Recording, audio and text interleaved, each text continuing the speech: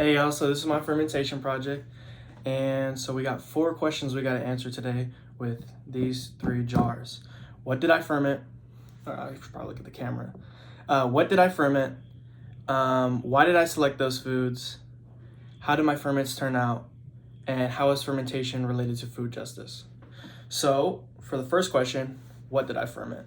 So I got these little mini cucumbers from the Fred Meyer. Well, here it's Kroger, but from the Fred Meyer near me. And so they're just small cucumbers, and I make pickles. And so I have 3 different kinds. Here I took the brine out right before I found out about the video presentation, but it did look really similar to these. Only thing I regret about it is that I did use a little bit of different ingredients with the brine. Anyways, here I just have the full pickle, or the cucumber turned into a pickle. So I didn't cut it up at all. And then these 2, I actually sliced them up. Now they're a little different still. So for this one, when I used the brine, I just used regular salt, like Himalayan pink salt. So just regular salt. Now these, it was a little different because I did run out of that salt. So I grabbed some garlic seasoned salt out of the cupboard, and I threw them in there. So like I said, this one is the full pickle. These 2, I actually decided to slice them up and see how it turned out, just to get some difference in it, and to see if I did the same thing, how would they turn out different. And between these 2, the difference is, you might be able to see right here, I actually put some, I think they're called serrano peppers. So these are a bit spicy, and these are a little bit regular, and this had regular pink salt, and these had garlic salt. So that's what I fermented. Why did I select these foods? Well, I was kind of caught between 2 different ideas.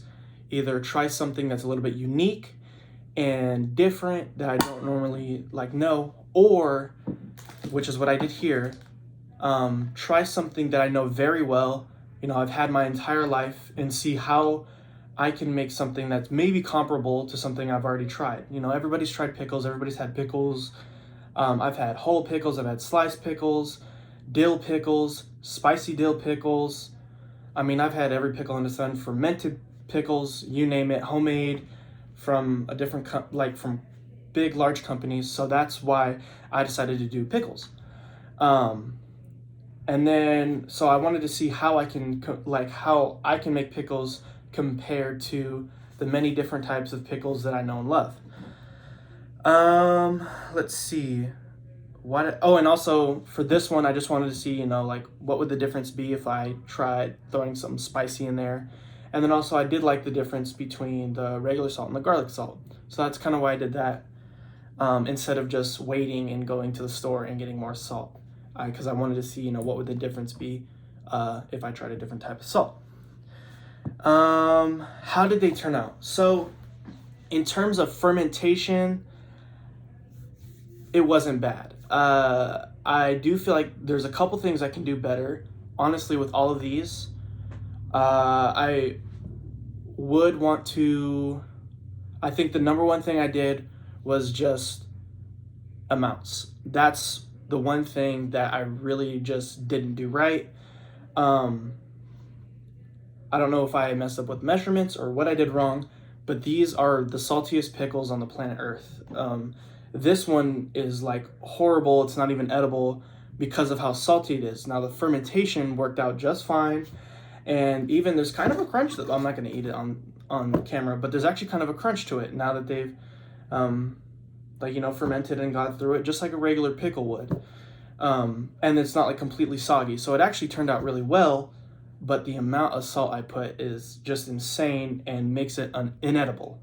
Now these ones, I don't know if maybe I didn't put as much salt, or maybe the salt didn't mix in with the water as well, but these are still way too salty, but they're actually edible. And also the fact that it was garlic salt added a little extra flavor to it, and that's why this one's actually half full versus this one, because it's actually kind of decent, minus the salty part. So I would also change a couple things.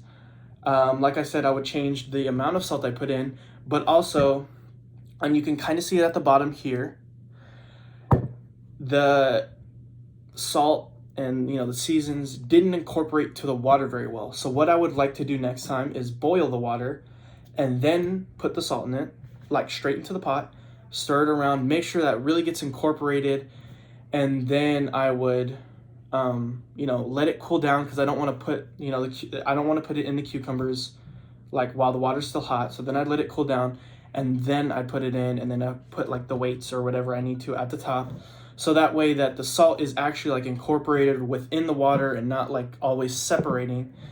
And if I pair that with putting the right amount of salt, I think I can make some really, really great pickles. Because honestly, like I said, the texture and even like the flavor is there, just way too much salt, and it didn't incorporate into the water very well. So that's what I would change. So overall, turned out pretty good. A couple things I would change. And then I think I could actually make some great pickles at home, and maybe even try some new stuff like some regular like cabbage kimchi and other fun things. Now, how is fermentation related to food justice? I had to think about this one, honestly, and just think about what we've talked about in class. And I think the way that it really relates to food justice is, well, there's a lot of areas that don't have healthy foods, or there's even a lot of cultures that it's very common to eat unhealthy foods. If I go to my dad's family's house, all we're eating is a bunch of fat and sugars and carbs and a bunch of nasty stuff and a bunch of spam and ramen. Now, I'm not gonna say I don't like it. Like, it tastes great, but it's not healthy. And so this is like not only a fun way to try new flavorful things, but also to get some health into your diet. And I think that's the best way, because it's not really that expensive, honestly. I mean, I did get like organic cucumbers, but I can just go buy regular cheap cucumbers that are, like I said, they're cheap, they're not very expensive, and then it's just some water and salt, and then maybe a couple other ingredients, you could use vinegar, things like that.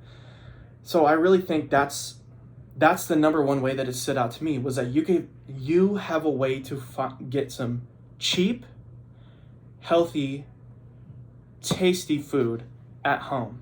Because I mean, everybody has cucumbers, they're not that tasty. Pickles are. I can put them on a hamburger, I can put them on whatever I want, and now I can switch it up, try spicy, get a little bit of garlic salt in there, try different seasonings. I can have them whole, I can have them sliced, I can do so many different things with some really, really cheap ingredients.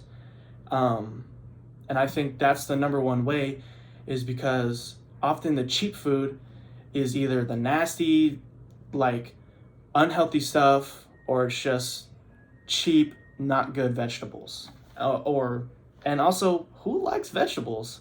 I mean, broccoli, nasty, cucumbers, whatever, salad, I mean, if you throw everything in there, it's all right. But I honestly don't like vegetables. I don't. And also fermentation can add some really good probiotics and whatnot into your diet. So I think that's the number one way, for me, at least from what I've seen, that it's related to food justice. Anyways, that's my presentation. Thank you, guys.